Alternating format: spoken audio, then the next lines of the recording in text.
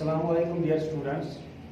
The topic which we are going to discuss today is the solutions, suspensions and colloids. As I have written here, solution, the definition of the solution. The solutions, these are basically the homogeneous mixtures. Solution is a homogeneous mixture of two or more than two substances.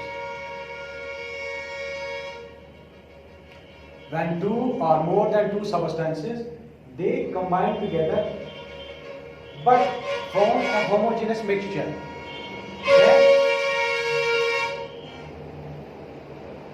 Then we call this mixture as a solution.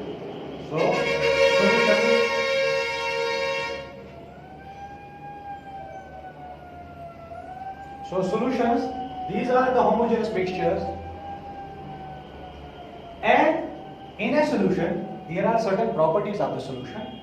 I will describe here how a solution is prepared and what are the different examples of the solution. The most common example of a solution is of the salt water.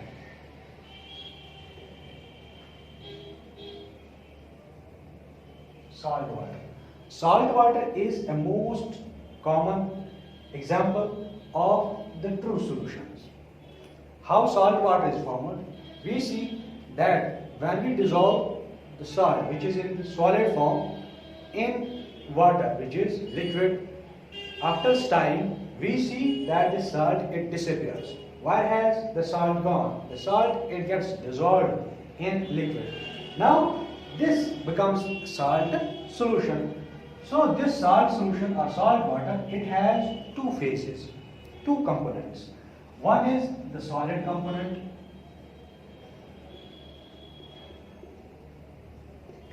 and second is the liquid component.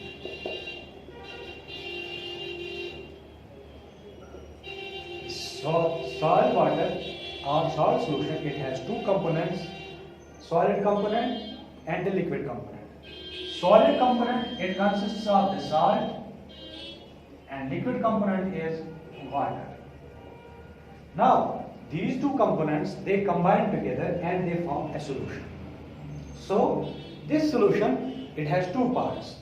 In a more technical language,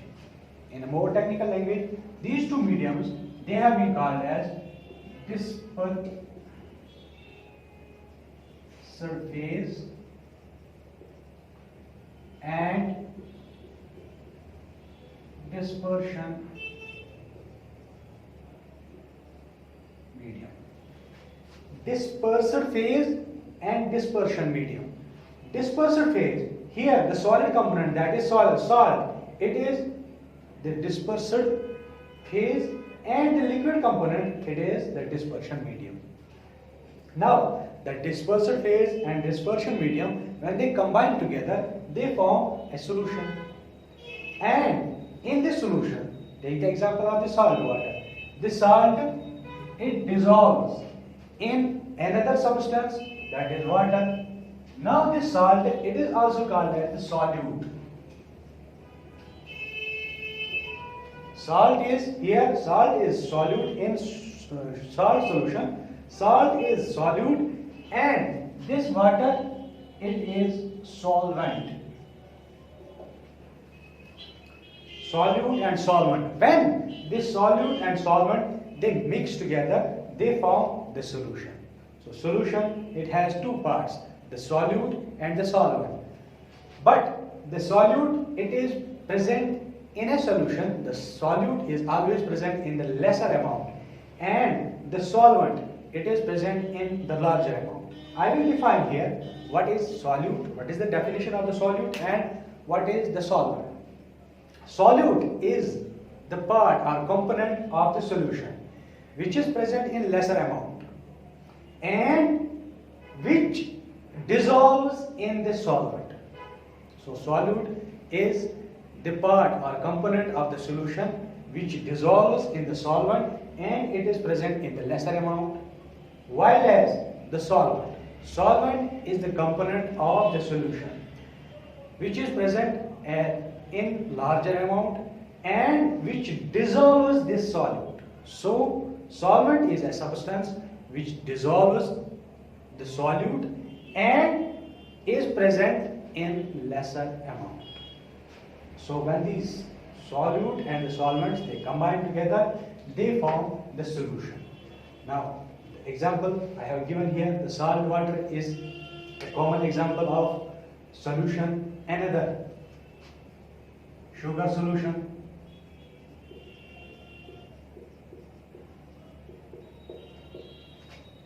Third example, alcohol in water.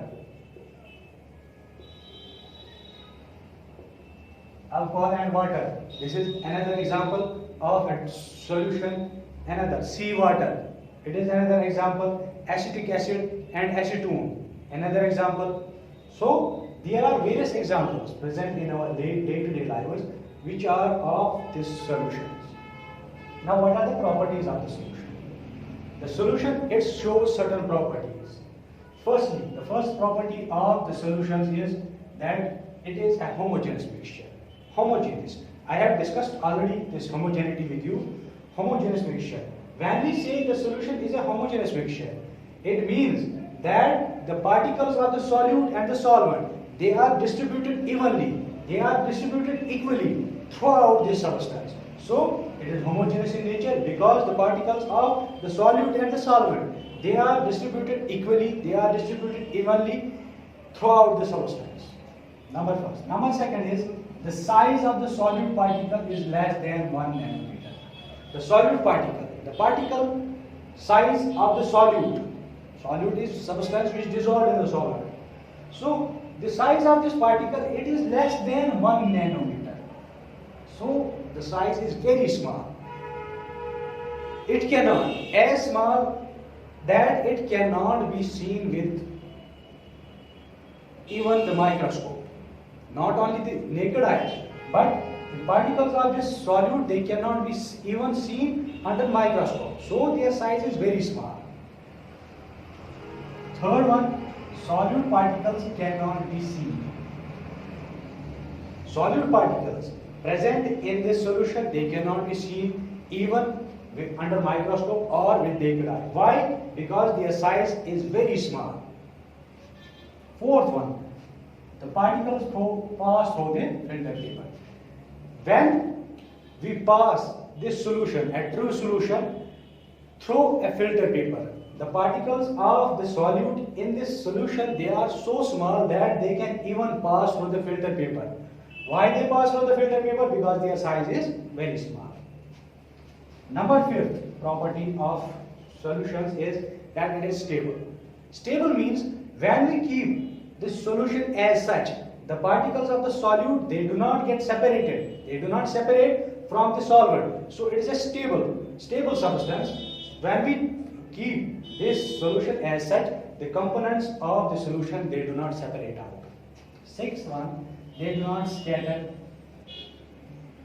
the light.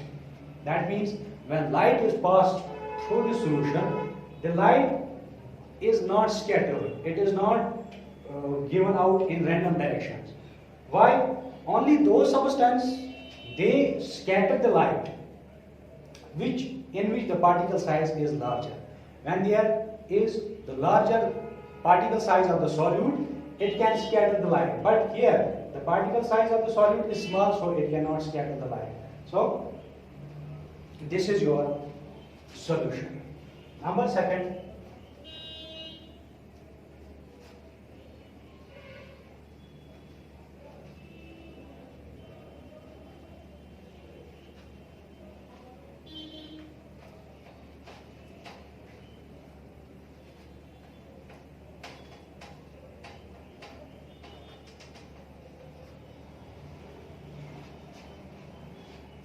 second one is suspension.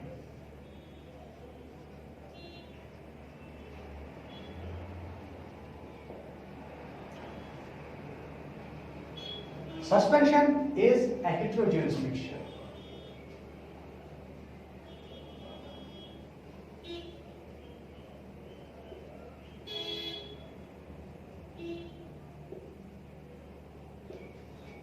Of two or more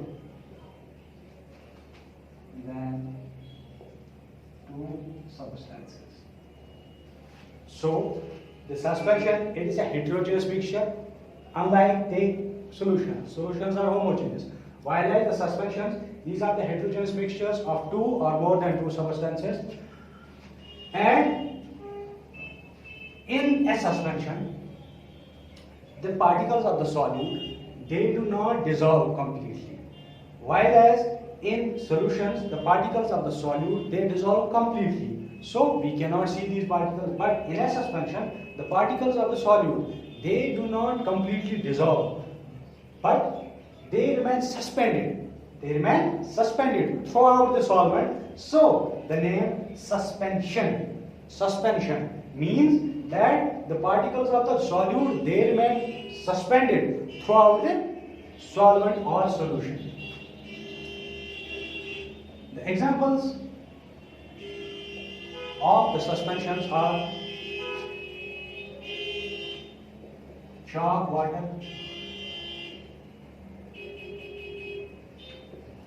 fluor in water, muddy water,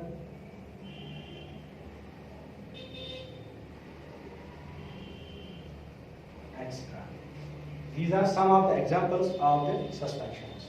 Chalk water, fluor in water, and muddy water. We will take the example of this chalk water. How it is formed? When we dissolve the chalk powder, in water, the particles of this chalk, that is calcium carbonate, they suspend in this water, and we see that a mixture has been formed. But this mixture, it is heterogeneous in nature, because the chalk particles, they do not get dissolved in this suspension. Another example, the muddy water. You see, in muddy water, the particles of the clay, they remain suspended in water.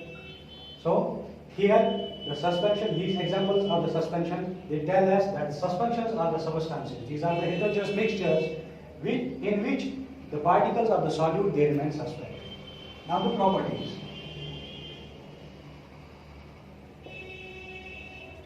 Properties of suspension. Number first, it is heterogeneous in nature. Suspensions, they are heterogeneous in nature. Why? Because the particles are not distributed evenly, and when we keep the suspension as such, the particles of the solute, they get settled at the bottom. That means they get separated out. So these are heterogeneous, and the concentration or the distribution of the particles is not even, it is not equal. Number 7, the particle size.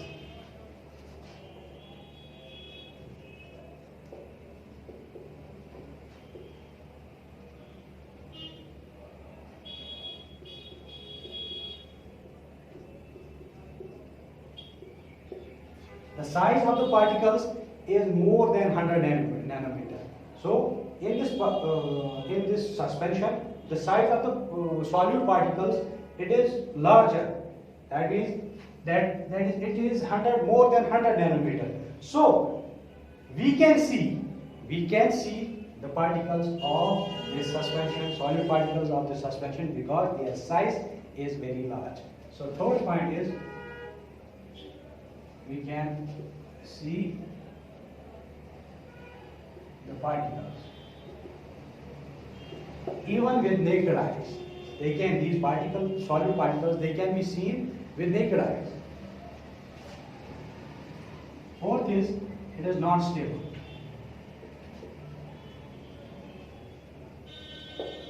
The suspension, it is not stable. When it is kept as such, the particles of the solute, they settle down at the bottom, they get separated out. Number 5 is, they scatter.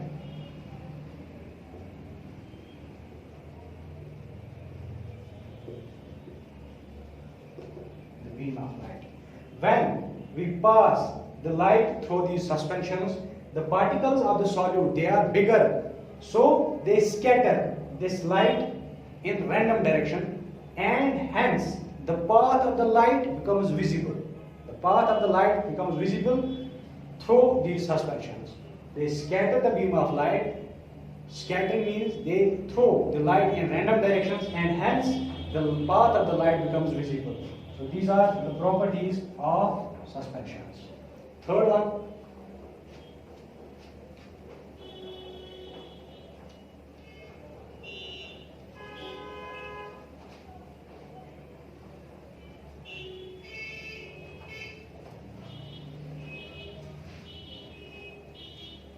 collides.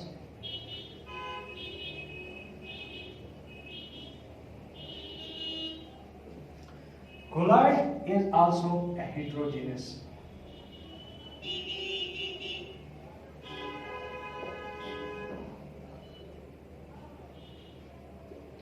mixture. Colloid, it is also a type of heterogeneous mixture, but although it seems that it is true solution, it is homogeneous in nature, but actually it is not. It is a heterogeneous mixture, but the particle size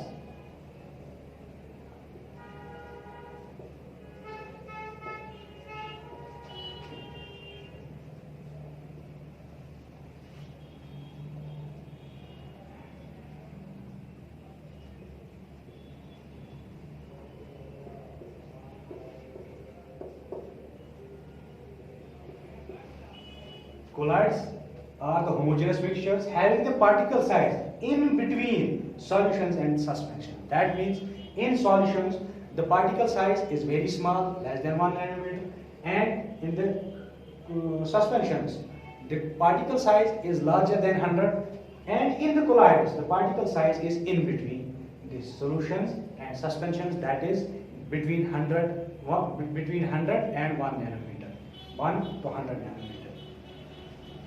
Examples of the colloids. Number first, milk. Milk is a colloid. Ink. These are common examples of the colloids. Milk, as you know, it is a mixture of various substances like the fats, there are certain proteins, there are certain sugars present in this, there is water. In the same way, ink, it is a mixture of the dyes and water. So these are also mixtures, but these are colloids. Why? Because their particle size of the solute is in between those of solutions and suspensions. What are their properties? Number first, it is heterogeneous in nature. The colloids, they are heterogeneous. Of course, they seem homogeneous, but they are actually heterogeneous in nature. Number second, particle size between 1 nanometer and 100 nanometer. So the particle size of the solute is between the 1 nanometer and 100 nanometer, that is between solutions and suspensions. Third one, particles of solute cannot be seen. We cannot see the particles of the solute with the naked eyes. Even there are some high power microscopes by the help of which we can see its particles, but under a normal microscope we cannot see its particles, or we cannot see the particles of the solute with our naked eyes. Fourth one,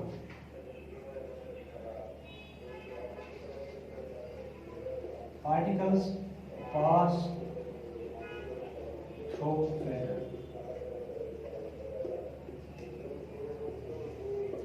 If we filter the colloid, the particles of the solute pass through filter paper because their size is small, while as in suspensions, when we pass a suspension through a filter paper, the particles of the solute are bigger, so they remain at the filter paper and the water passes through, so we can separate the components of the suspensions by the help of filtration also. But here the particles of the colloids, they cannot be separated by filtration because the particles, they pass through this filter paper. Number 5 is scatter light. The particles of the colloids. When we pass the light through the colloids, it scatters. The colloids scatter the beam of light, and hence the path of the light becomes visible. This effect, it is called as Tyndall effect.